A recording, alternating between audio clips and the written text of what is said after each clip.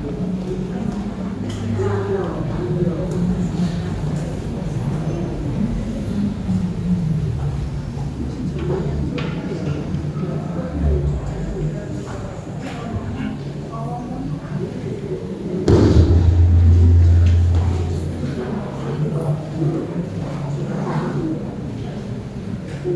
pagi Bapak Ibu dan saudara-saudara terkasih. Salam.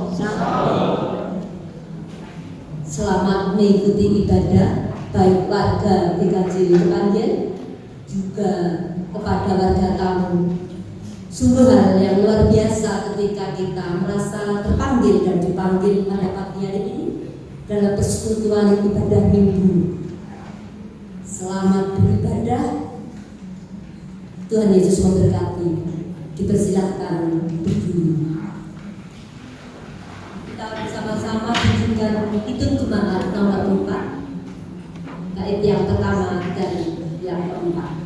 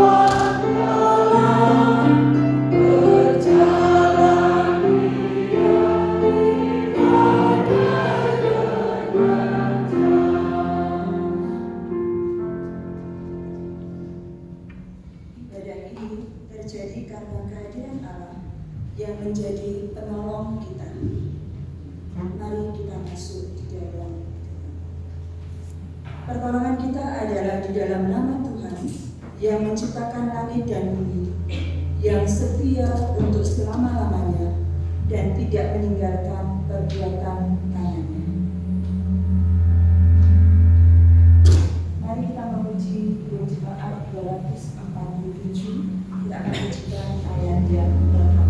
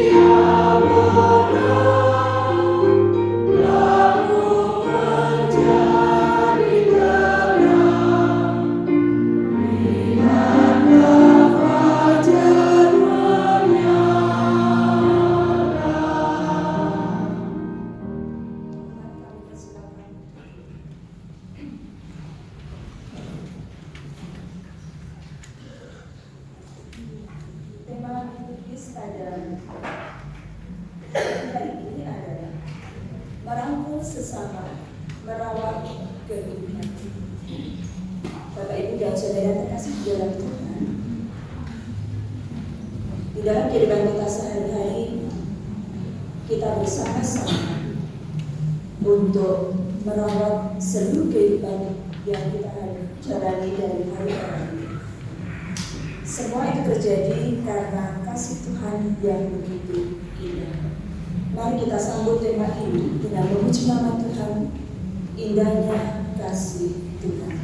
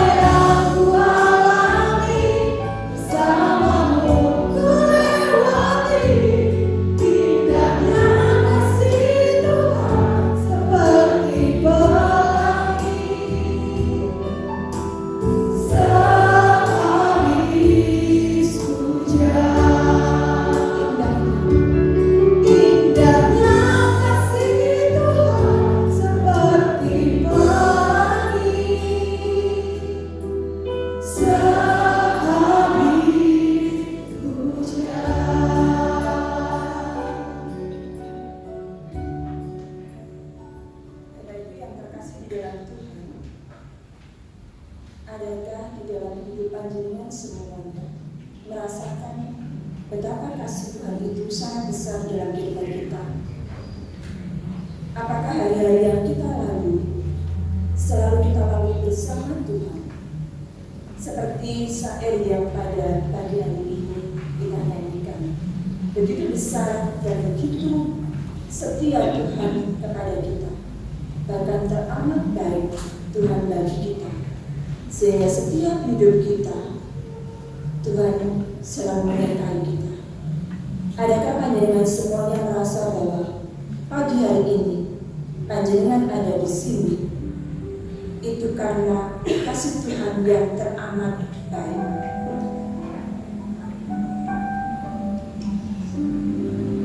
Dan adakah setiap hari ketika kita mengalami berbagai macam permasalahan di dalam hidup kita, Tuhan ada bersama kita dan Tuhan menyertai kita, sehingga sampai hari ini hidup kita baik-baik saja.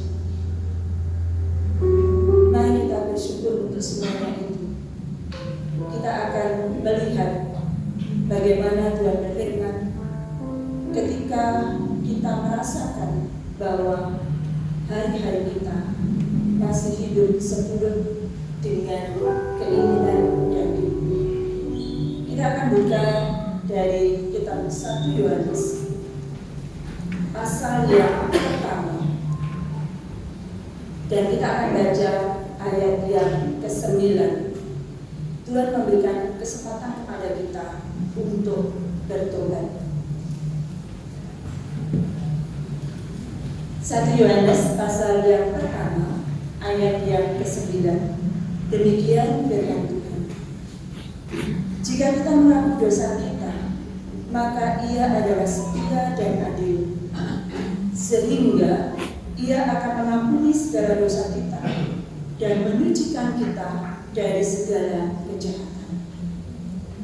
Puji Tuhan, Tuhan memberikan kesempatan kita jika kita mau bertobat. Kami persilakan kepada Bapak Ibu dan semuanya untuk merenungkan, adakah hari yang sudah kita lalui dari hari Senin sampai dengan hari ini kita menyakiti sesama kita, kita membiarkan peliharaan kita, baik itu binatang maupun tumbuhan,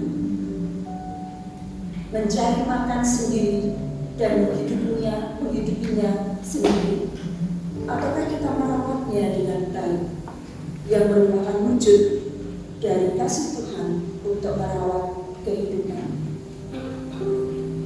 Kami beri kesempatan kepada Bapak Ibu semuanya untuk berdoa secara pribadi, mengevaluasi segala sesuatu yang sudah kita lakukan selama 1 minggu ini. Kami persilakan.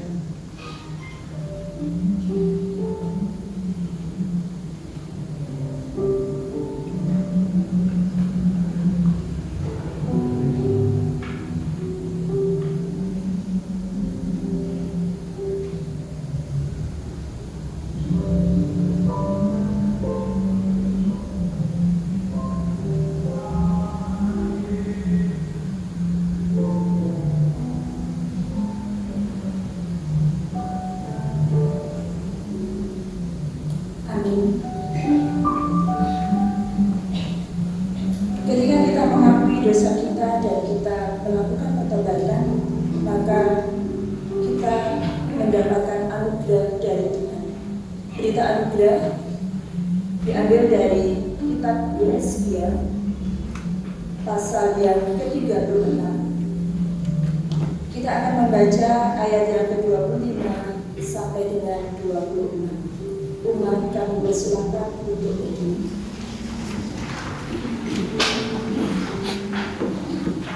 Untuk ayat yang ke-25, kami mohon kaum bapak dan kaum pemuda untuk membacakannya. Yesaya pasal yang ke-36, ayat yang ke-25 dan 26. Untuk ayat yang ke-25 Kami mohon kaum bapak dan seluruh pemuda untuk membacakannya. Dan untuk ayat yang ke-26, kami mohon untuk seluruh kaum ibu dan kaum perempuan untuk membacakannya. Sudah ketemu semuanya, Bapak dan Ibu? Yes, pasal yang ke-36.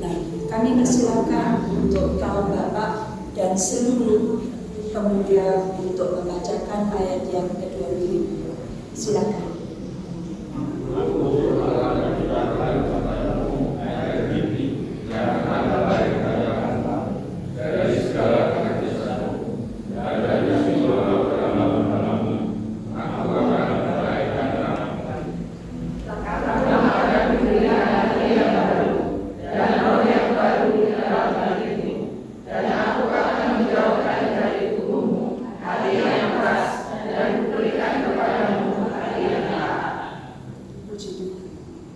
Bapak dan Ibu, Tuhan mentahirkan diri kita semuanya karena kita bersedia bertobat, dan Tuhan memberikan tubuh serta hati yang taat kepada kita semua.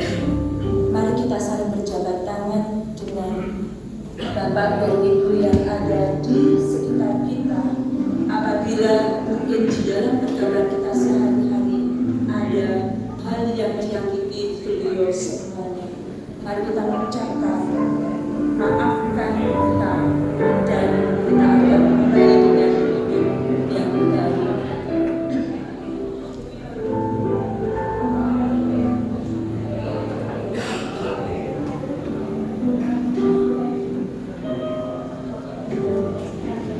Kita akan sambil berita anugerah ini dengan memuji nama Tuhan kembali, bersyukur Bapa.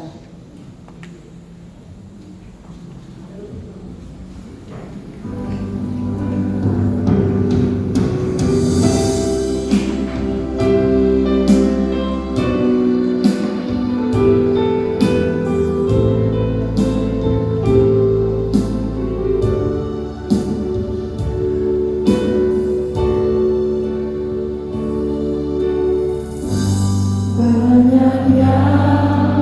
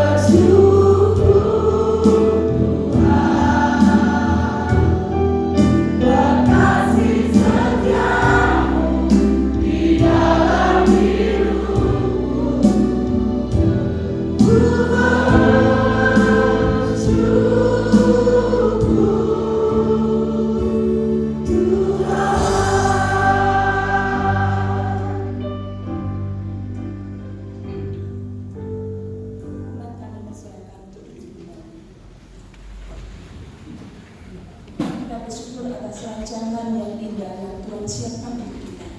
Dan kita bersyukur karena Allah mengerti dan Allah selalu ada untuk kita. Kasih Tuhan begitu sempurna. Kita akan masuk dengan pelayanan firman Tuhan yang akan dipandu oleh para majelis yang berkasih.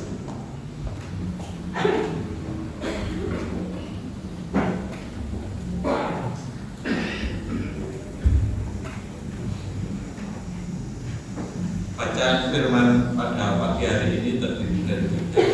Yang pertama dari Yeremia 17 ayat 5 sampai dengan 10. Yang kedua 1 Korintus 15 ayat 12 sampai dengan 20. Yang ketiga Lukas 6 ayat 17 sampai dengan 26. Sebelumnya mari kita doa terlebih dahulu. Bapak, terima kasih atas anugerah pengampunan hari ini. Tuhan, terima kasih juga atas penyertaan kepada kami untuk ibadah pagi hari ini. Tiba saatnya kami membaca dan merenungkan firman-Mu. Kiranya Engkau urapi kami semua dengan Roh yang kudus. Tuhan, kami juga berdoa untuk Butin Grace yang saat ini akan membawakan firman-Mu. Kiranya Engkau urapi dengan Roh Kudus-Mu sendiri, sehingga apa yang disampaikan seturut dengan benar. Terima kasih Tuhan, berfirmanlah, kami siap untuk mendengarkan. Haleluya, amin. Yeremia 17 ayat 5 sampai dengan 10. Inilah firman Tuhan. Terkutuklah orang yang mengandalkan manusia, yang mengandalkan kekuatannya sendiri, dan yang hatinya menjauh daripada Tuhan. Ia akan seperti semak bulus di padang belantara. Ia tidak akan mengalami datangnya keadaan baik. Ia akan tinggal di tanah angus di padang gurun, di negeri padang asin yang tidak berpenduduk. Diberkatilah orang yang mengandalkan Tuhan, yang menaruh harapannya pada Tuhan. Ia akan seperti pohon yang ditanam di tepi air, yang merambatkan akar-akarnya ke tepi batang air, dan yang tidak mengalami datangnya panas terik, yang daunnya tetap hijau, yang tidak khawatir dalam tahun kering, dan yang tidak berhenti menghasilkan buah. Betapa liciknya hati, lebih licik daripada segala sesuatu. Hatinya sudah membatu. Siapakah yang dapat mengetahuinya? Aku, Tuhan yang menyelidiki hati, yang menguji batin, untuk memberi balasan kepada setiap orang setimpal dengan tingkah langkahnya, setimpal dengan hasil perbuatannya. Demikian firman Tuhan.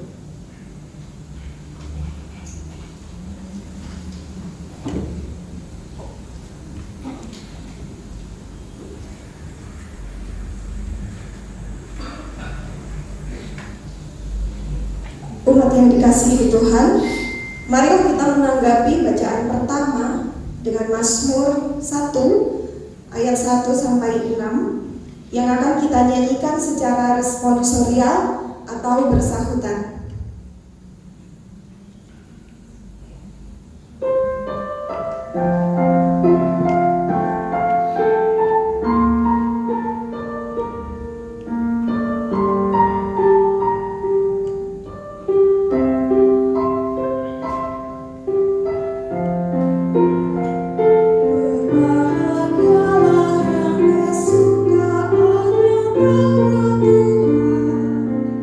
Dan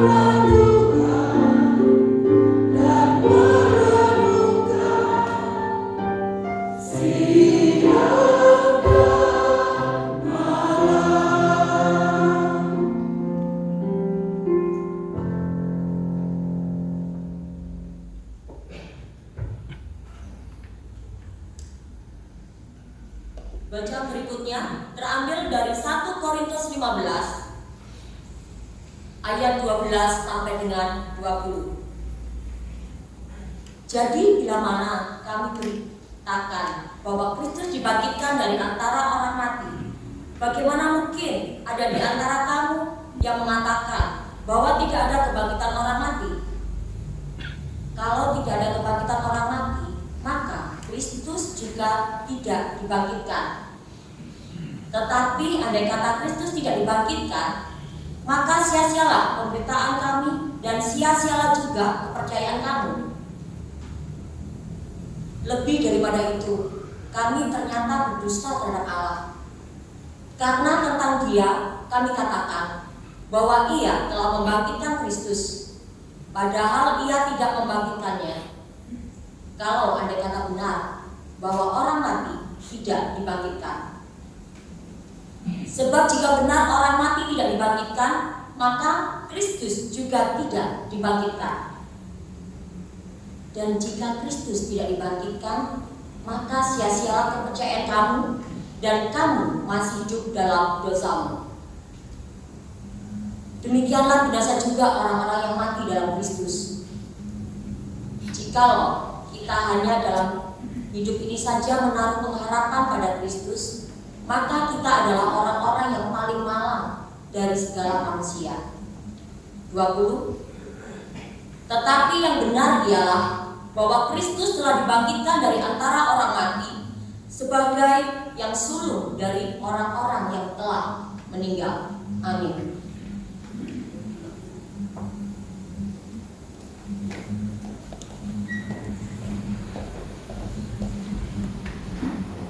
Inilah permulaan Injil Kristus.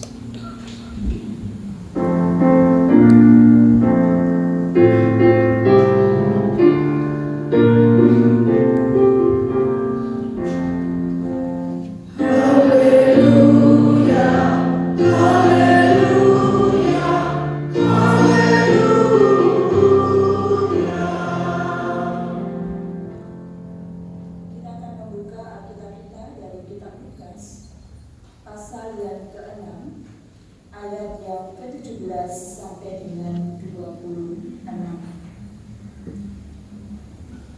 Umat kami undang untuk bangkit berdiri.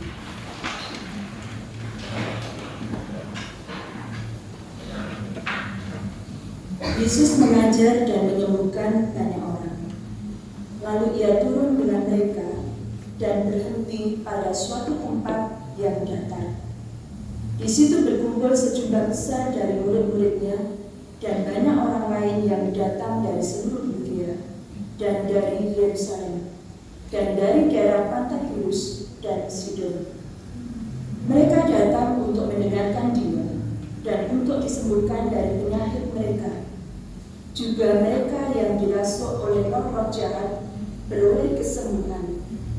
Dan semua orang banyak itu berusaha menjamah Dia karena ada kuasa yang keluar daripadanya, dan semua orang itu disembuhkannya.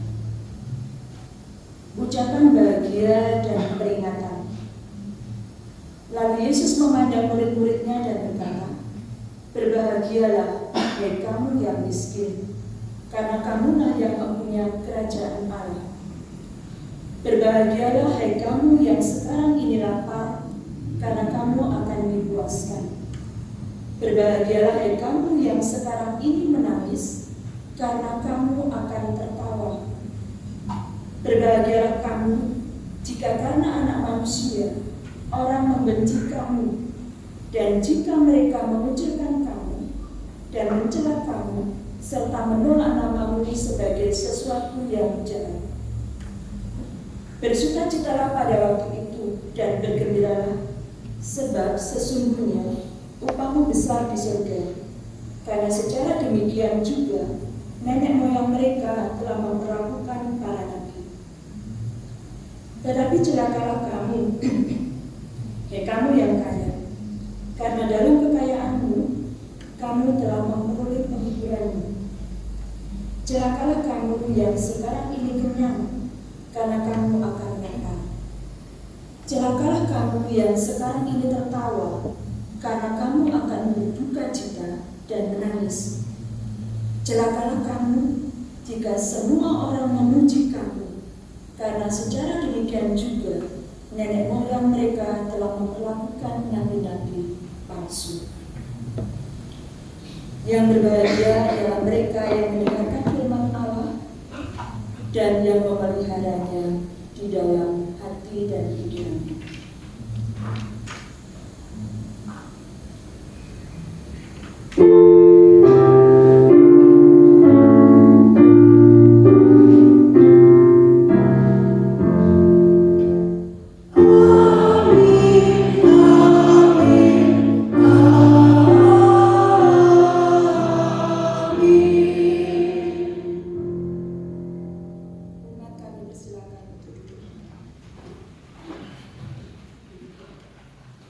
Bapak, Ibu, dan saudara yang dikasihi di dalam Tuhan, bagaimana kabar kandungan semuanya hari ini?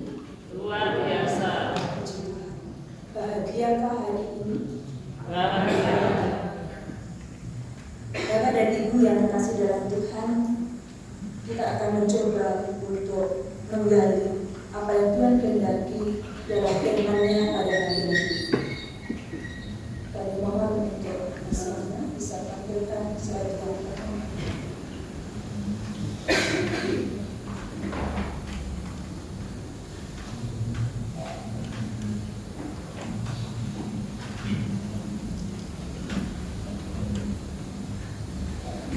Tema khotbah kita pada pagi hari ini yaitu yang mempunyai kerajaan Allah.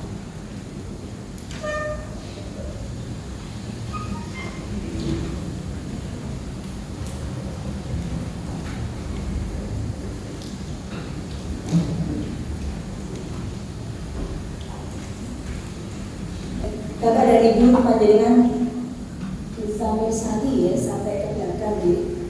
Di situ ada dua gambar yang pertama dan gambar yang kedua. Ketika panjenengan disuruh memilih manakah kehidupan yang ingin panjenengan alami, apakah gambar yang pertama ataukah gambar yang kedua? Gambar yang pertama menunjukkan keberadaan suatu keluarga yang hidup di pinggir rel kereta api dengan kondisi yang ala kadarnya. Bisa dikatakan gambar satu itu adalah bentuk gambar kemiskinan yang terjadi pada suatu keluarga. Sementara gambar yang kedua itu adalah gambar seseorang yang hidup bergelimang harta, bahkan mobil yang dia miliki lebih dari 3. Kita bisa melihat betapa banyaknya harta yang mereka miliki. Kalau panjenengan semuanya diberikan kesempatan untuk memilih di dalam menjalani kehidupan ini, kehidupan seperti apakah yang panjenengan pilih? Apakah gambar yang pertama ataukah gambar yang kedua?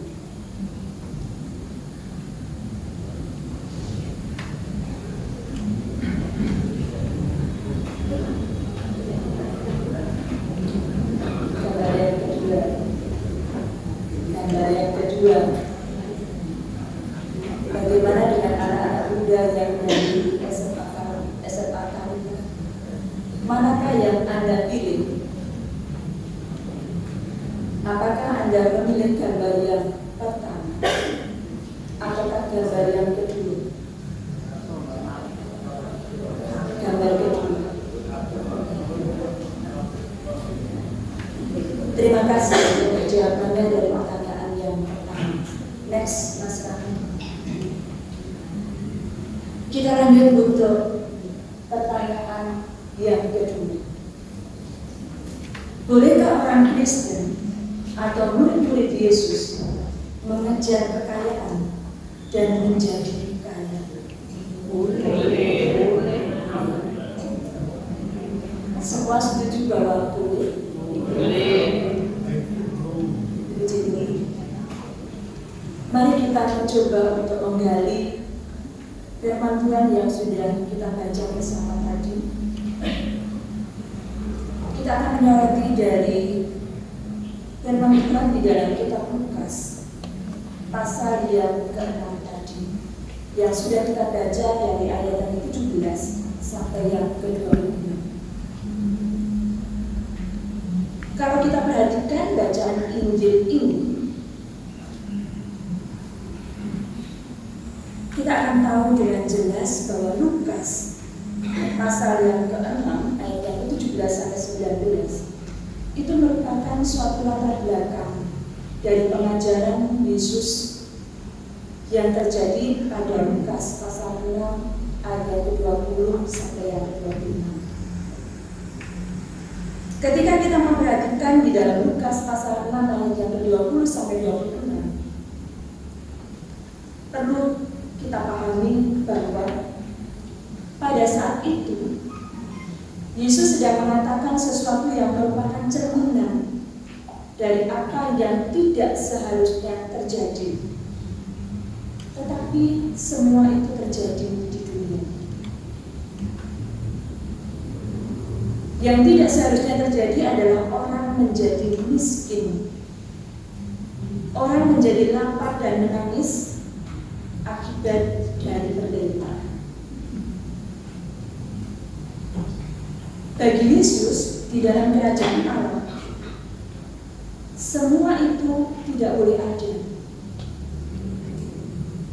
Dalam kerajaan Allah akan diubahkan menjadi sebaliknya.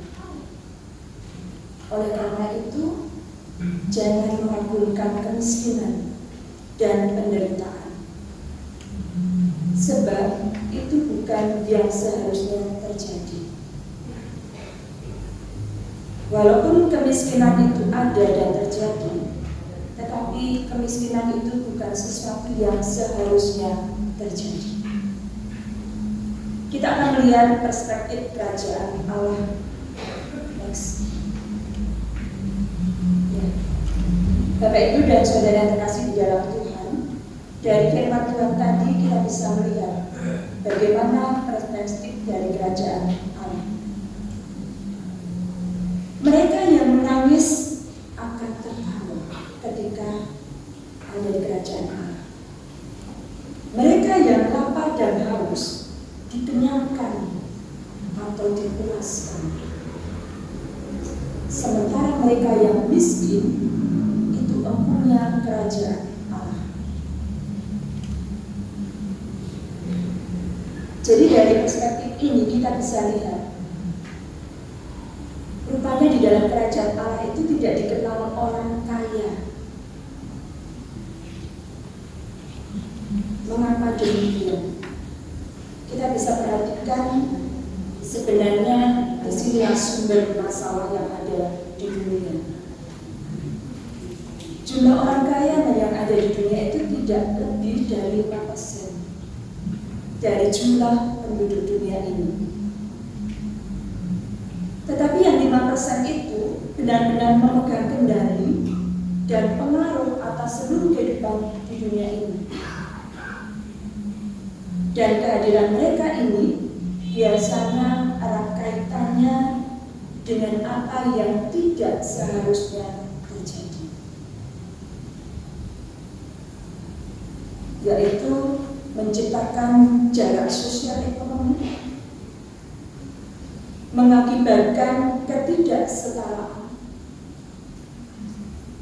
ketidakadilan yang sangat menyakitkan dan sekaligus membahayakan.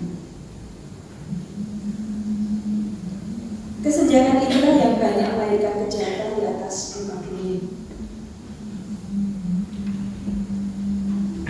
Sehingga dari firman ini kita bisa melihat bahwa kemiskinan itu adalah sebuah kejahatan. Mengapa? Sebab dengan kemiskinan ini kita bisa perhatikan yang ada di sekeliling kita. Bagaimana orang cenderung menjadi pengemis. Bagaimana orang terdorong untuk berbuat jahat. Sehingga ketika rumah kita dalam kondisi kosong, maka ketika kita kembali, rumah kita sudah terlalu. Barang-barang yang berharga yang kita simpan dengan baik, semuanya sudah macam-macam. Bahkan mungkin baik. Ucapan Yesus dalam Lukas pasal 6 ayat 20-26 ini begitu keras. Sebenarnya ini menjangkau persoalan yang ketidaksetaraan tadi, ketidakadilan sosial dan kemiskinan yang terjadi saat ini. Itulah sebabnya sebelum itu dikemukakan, Lukas membingkainya dengan latar belakang cerita di ayat yang ke-17 sampai yang ke-19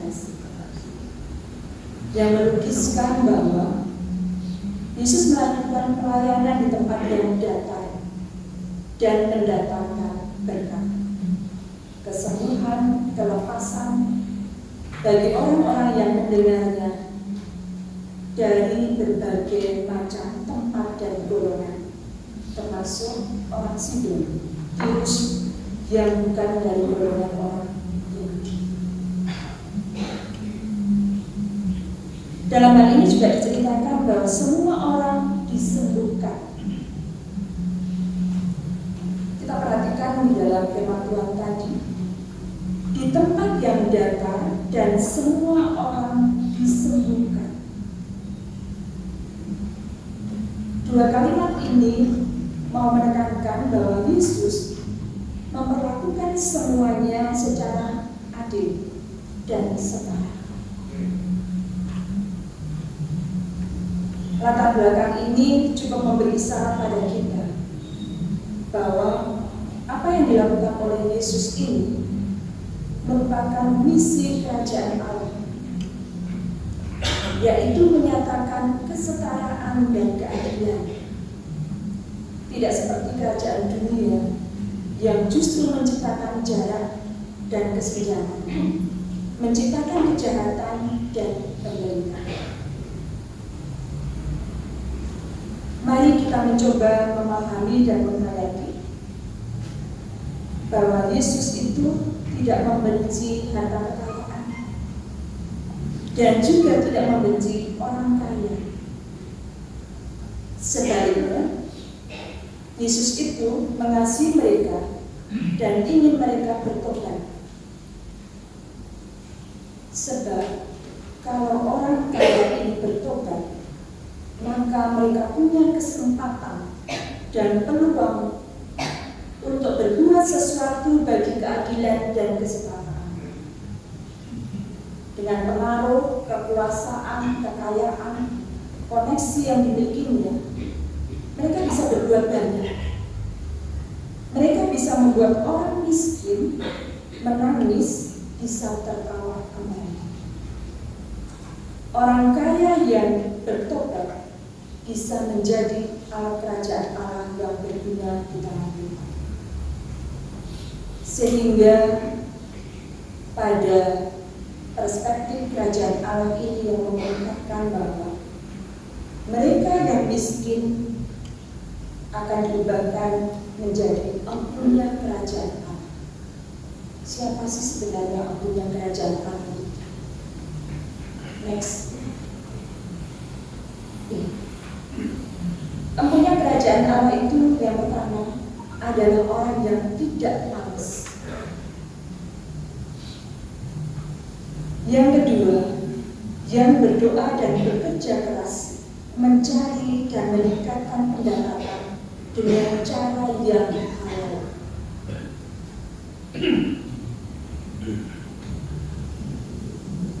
Next. Dan yang ketiga, orang-orang yang berjuang melawan kemiskinan. Jadi tidak pasrah dengan kemiskinan yang dia miliki. Yang keempat, menjunjung tinggi kesetaraan dan menghargai keadilan. Dan yang terakhir, dia bekerja banting tulang supaya diberkati dan memberkati. Apakah di dalam setiap doa yang kita panjatkan kepada Tuhan, kita selalu mengatakan Tuhan berkati saya, Tuhan berkati kami? Adakah kita juga menyelipkan Tuhan mampukan saya memberkati? Mari kita mengevaluasi akan setiap selawat kita kepada Tuhan.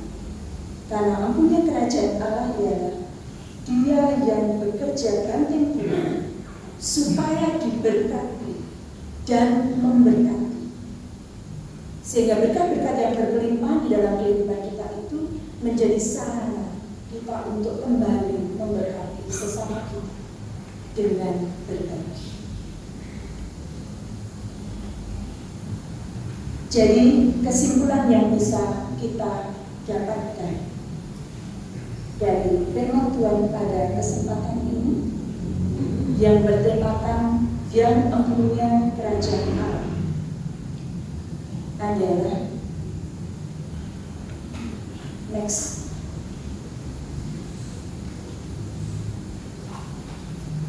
Orang yang empunya kerajaan Allah menjadi wujud nyata kebenaran teologis.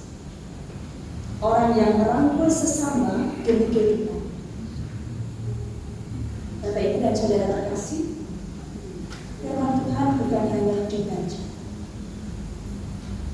Firman Tuhan bukan hanya diserukan, tetapi ini adalah wujud nyata kebenaran teologis. Berarti kita terapkan. Adakah kasih yang setiap saat kita kembangkan?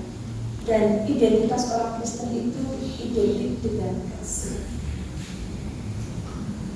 Itu memang kita wujud nyatakan di dalam kehidupan kita sehari-hari. Sehingga kita merangkul sesama kita demi kehidupan. Bukan dalam merangkul sesama kita supaya kita semakin tinggi, tetapi merangkul sesama kita untuk sama-sama hidup. Next.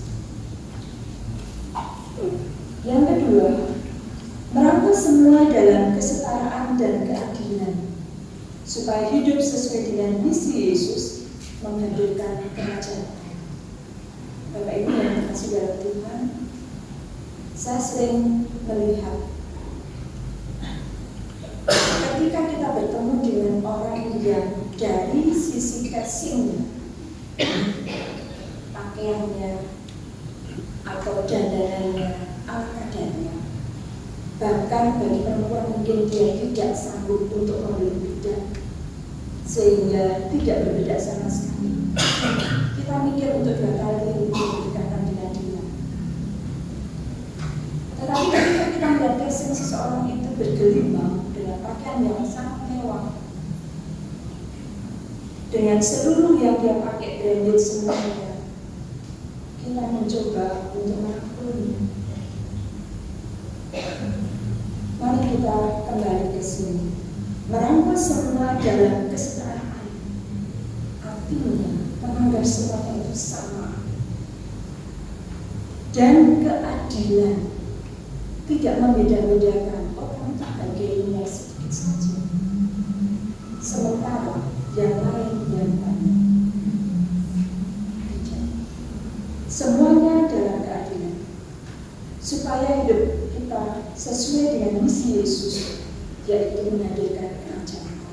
Kita memang tidak mungkin sempurna seperti Yesus, tetapi minimal kita berusaha mengikuti jejak beliau, walaupun masih banyak kekurangan di sana.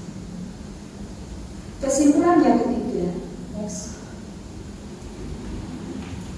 Orang yang tidak mengejar kekayaan karena ia tahu bahwa dalam kerajaan Allah tidak ada istilah orang kaya. Kita perhatikan tadi bahwa Yesus pada ayat yang selanjutnya di Lukas pasal 6 tadi,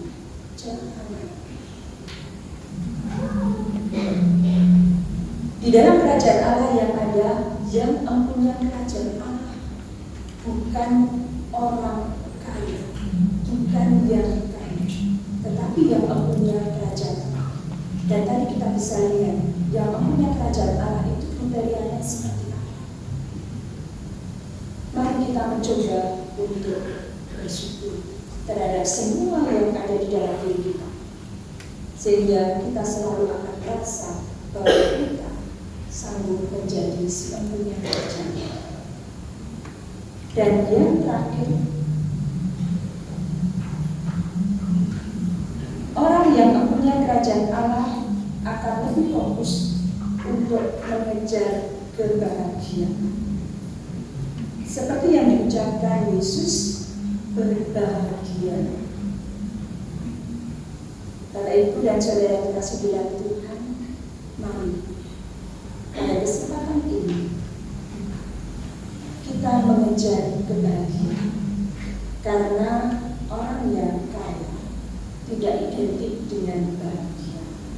Kita bisa perhatikan dari sisi kehidupan yang dialaminya, kita bisa lihat bagaimana terjadi berbagai macam pertengkaran di antara mereka, bahkan terjadi pembunuhan di antara saudara karena harta dunia. Mari itu tidak terjadi dalam kehidupan kita.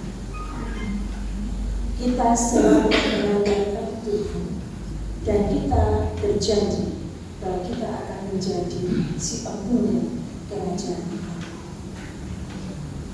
Kiranya firman Tuhan ini mengingatkan kita semuanya untuk menjadi orang-orang yang mengalami perubahan hidup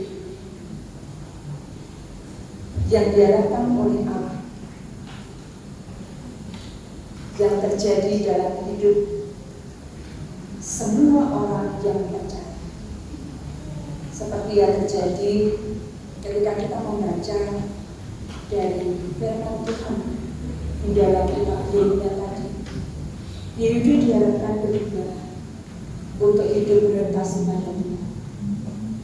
Dan dari kitab Injil Lukas, kita diharapkan menjadi si empunya kerajaan Allah. Tuhan memberkati kita semuanya, selamat berproses untuk menjadi si empunya kerajaan. Amin. Saat berdoa,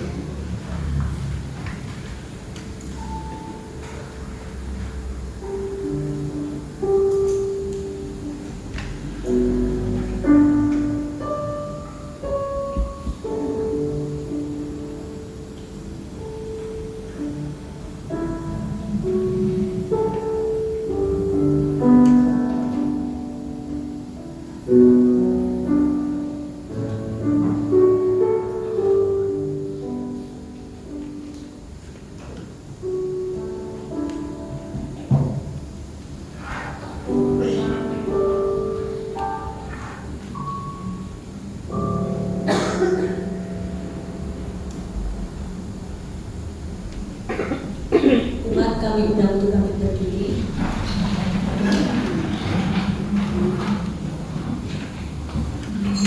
Bersama umat percaya di muka bumi, mari kita perbarui iman percaya kita dengan mengucapkan pengakuan iman rasuli yang demikian. Aku percaya kepada Allah, Bapa yang Maha Kuasa, Bapa langit dan bumi, dan kepada Yesus Kristus, Anak yang tunggal Tuhan kita, yang dikandung dari Bapa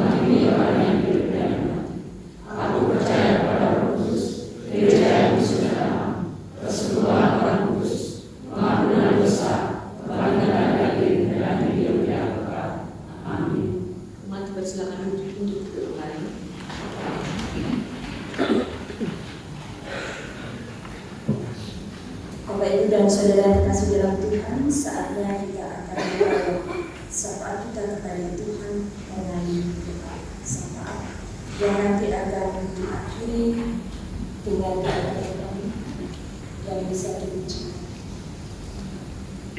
Mari kita masuk di dalam.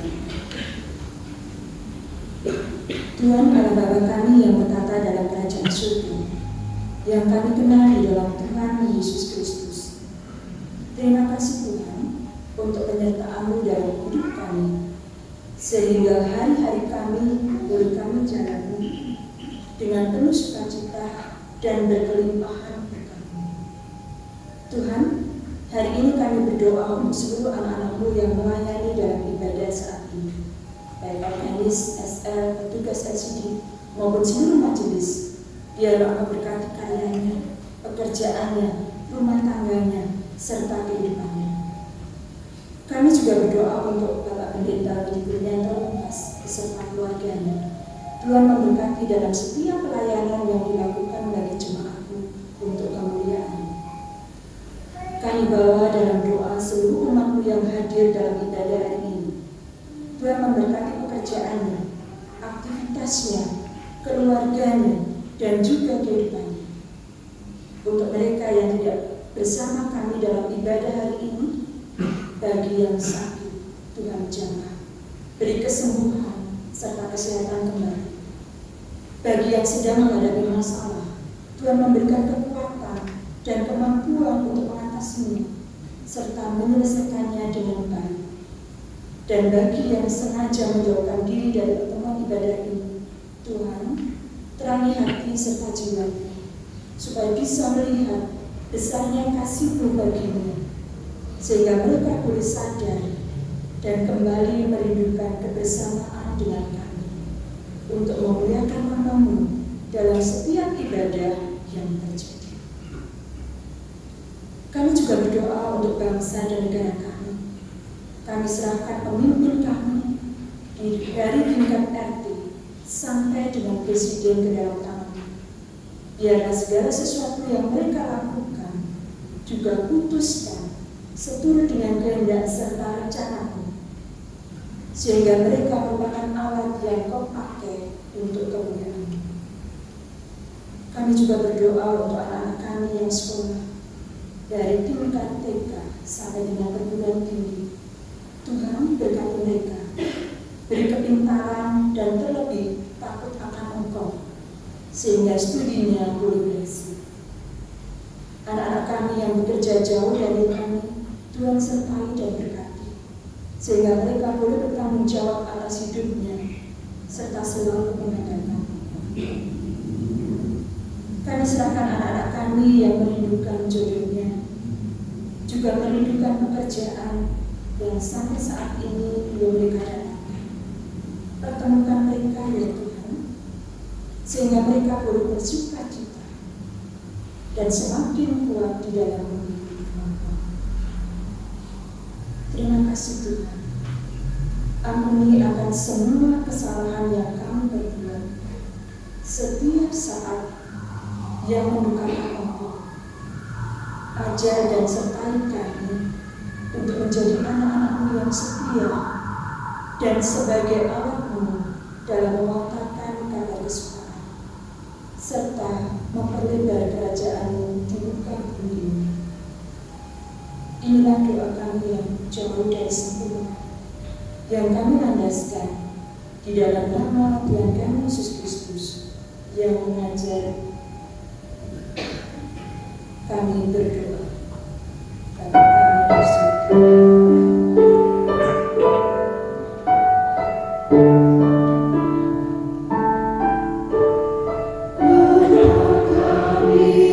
di surga.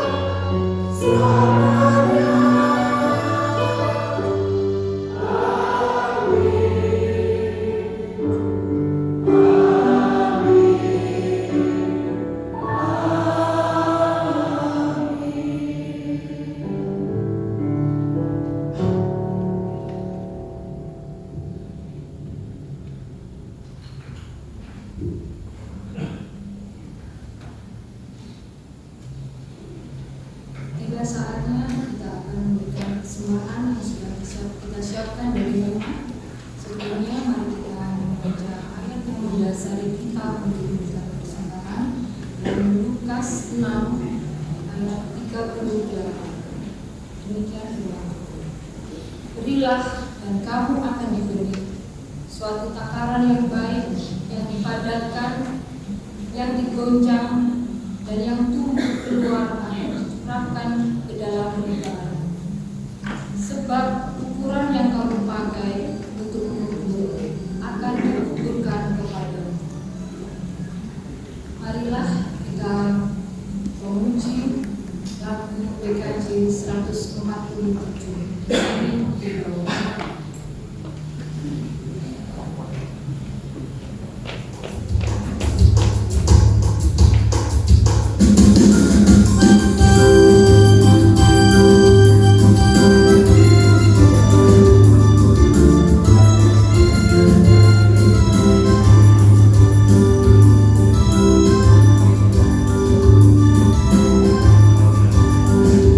Sini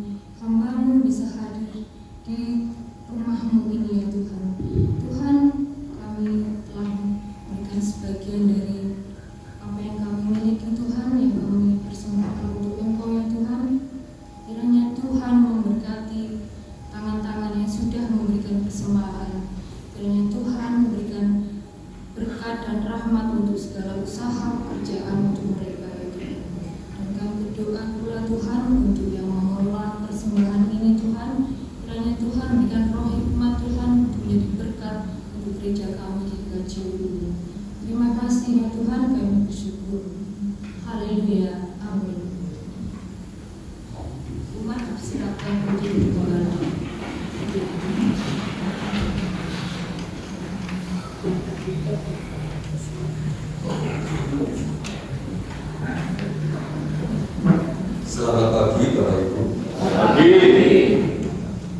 Beberapa penekanan dan juga tambahan kita jemaat akan saya bacakan sebagai berikut.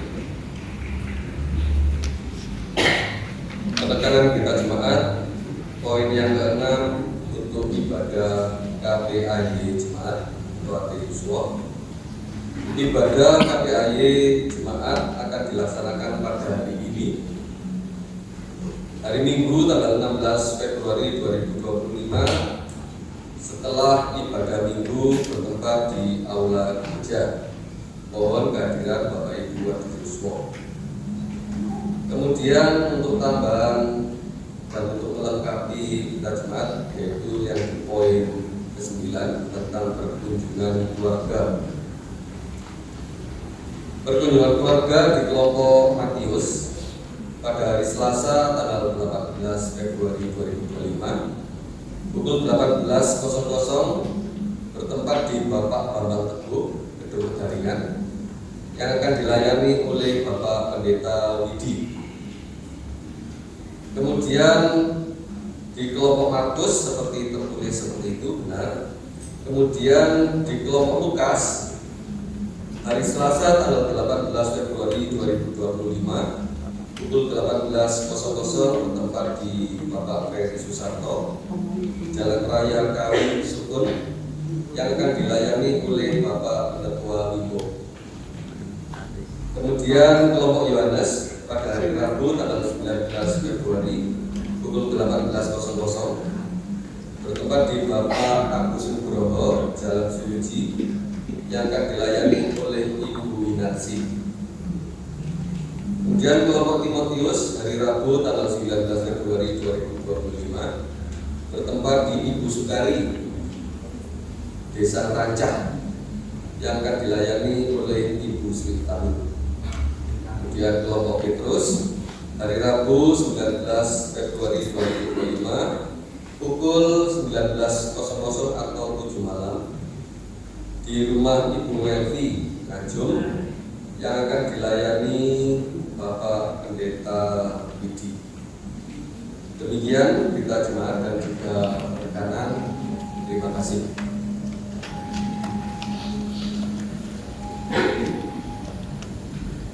Teman kami undang untuk bagi berdiri.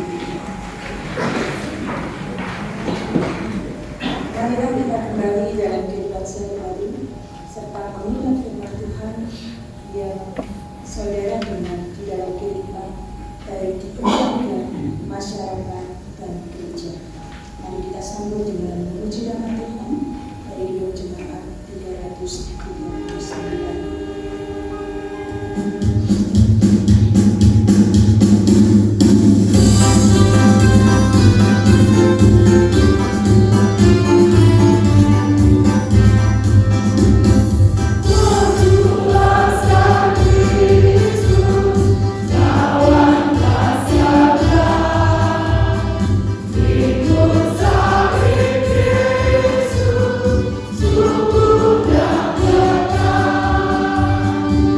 Raja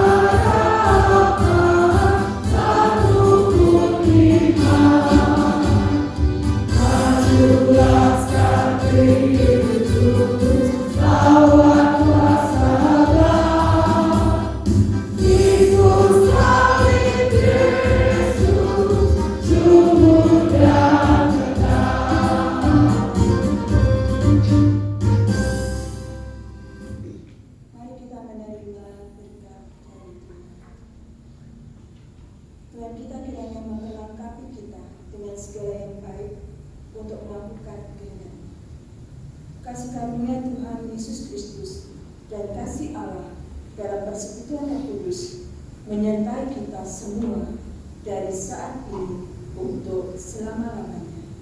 Amin.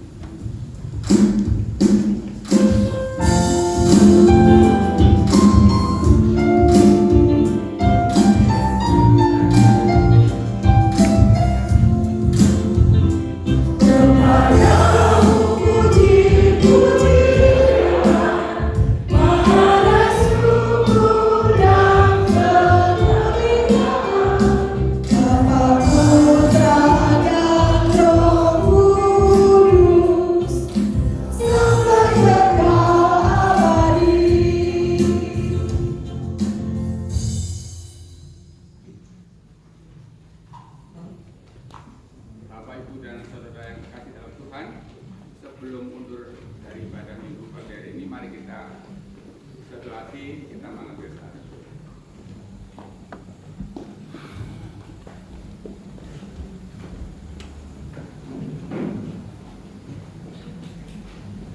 Amin. Selamat hari Minggu, sugeng bebaran, Tuhan Yesus menyertai dan memberkati. Amin.